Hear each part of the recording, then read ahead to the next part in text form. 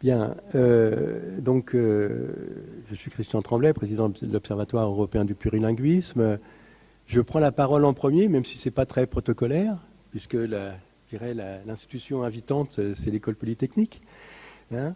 Donc je vais simplement vous dire 3 mots pour expliquer pourquoi je parle en premier pour 3-4 minutes et pas plus.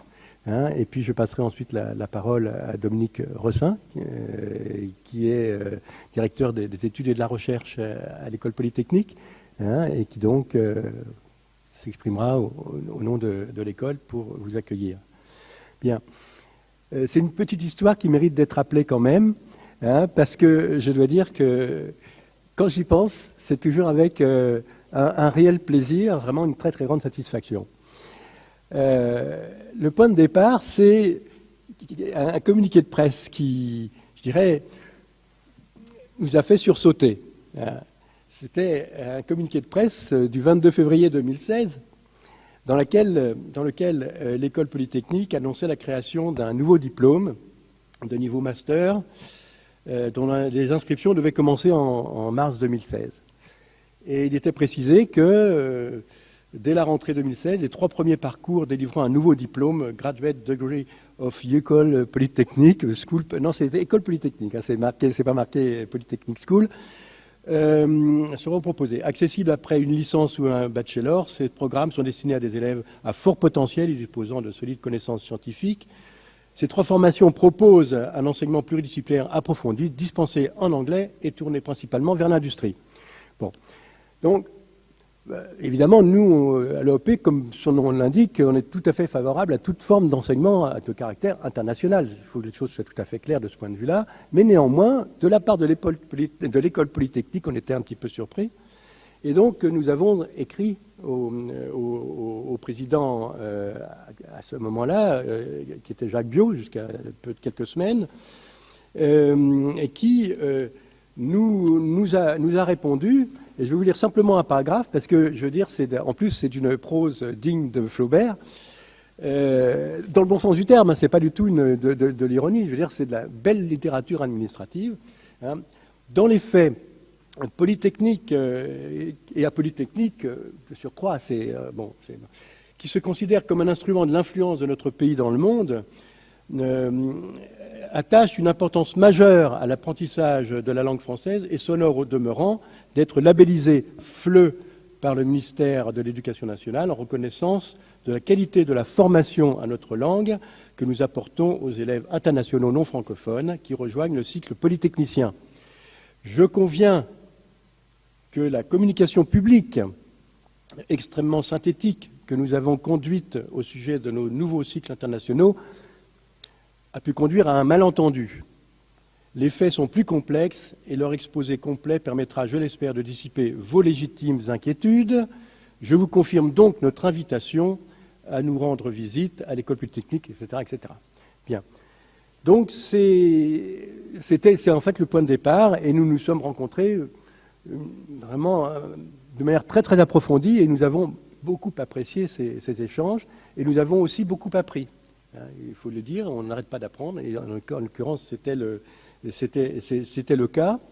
Voilà. Et on a convenu de continuer à se voir et à échanger. Et puis l'année d'après, j'étais avec Jean-Claude Béaco et nous discutions des projets de l'année suivante. Hein, et Jean-Claude me dit, tiens, il faudrait faire peut-être un colloque sur la gouvernance linguistique des universités. Bon, tout de suite, ça fait tilt instantanément. Et donc, je suis retourné voir l'École Polytechnique et je leur ai proposé ce projet. Et ils ont accueilli tout de suite la proposition. Hein, et c'est pour ça que nous nous trouvons réunis aujourd'hui. Et je dirais, si le colloque se tient ici, en dépit quand même de quelques difficultés, il faut le reconnaître, c'est pas évident hein, pour des gens qui sont totalement ancrés dans Paris Centre et le quartier latin, c'est pas évident. Hein. Malgré cela, je dirais, vous êtes tous nombreux ici et je tiens absolument à ce symbole.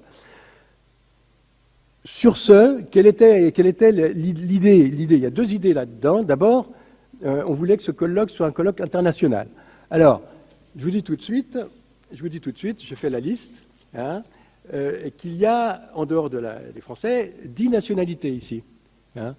Alors, je vais citer les pays les uns après les autres.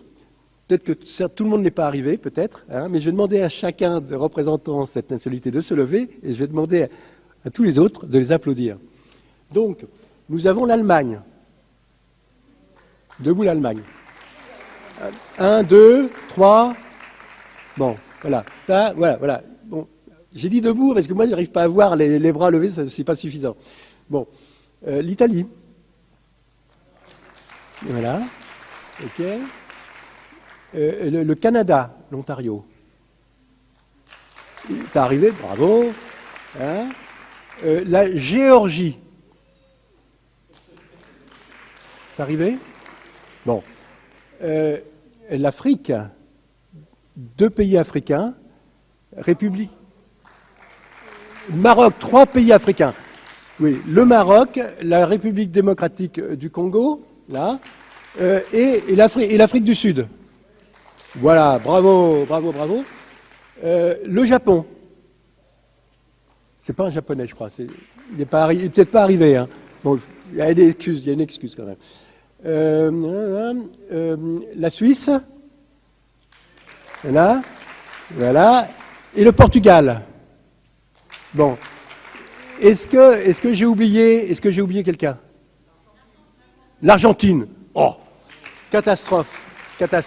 Voilà. Bon, voilà. Donc, et puis deuxièmement, le deuxième axe, c'était essayer, malgré l'exposé liminaire que je vous ai fait, essayer d'exposer le sujet dans sa complexité, parce qu'il est évident que la gouvernance linguistique des universités et établissements d'enseignement supérieur ne se résume pas, bien que le problème soit important, hein, à une sorte de hégémonie d'un certain nombre d'enseignements uniquement en anglais dans un certain niveau d'enseignement, notamment les enseignements les plus avancés. Voilà. Donc, il y a toute la complexité, et je pense que je ne vais pas revenir sur l'appel à la communication que tout le monde a lu, bien évidemment, hein, mais vous vous rendrez compte au fur et à mesure de ces 2 journées de la complexité, mais on peut résoudre. Hein, c'est pas du tout complexité, ça ne veut pas dire que c'est insoluble, hein, du tout. Hein. Simplement, il faut accepter que les choses ne soient pas hyper simples. Hein, voilà. Donc, sur ce, eh bien, je vais passer la parole à Dominique Roussin. Le temps qu'ils viennent ici, je vais pouvoir vous dire que malheureusement, Hans Wiesmann, pour raison de santé, ne pourra pas animer la table ronde d'introduction, donc il va falloir trouver une solution. D'ici tout à l'heure, on l'aura trouvé. Hein. Voilà, c'est tout ce que je voulais vous dire.